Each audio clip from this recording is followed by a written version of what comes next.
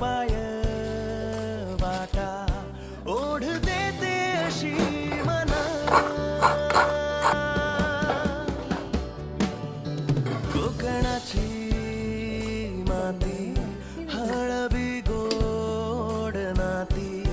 सौंदर्याचा तो खजिना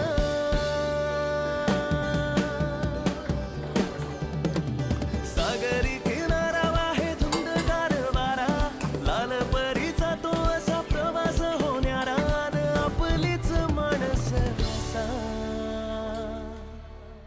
येवा कोकण आपलोच असा येवा कोकण आपलोच असा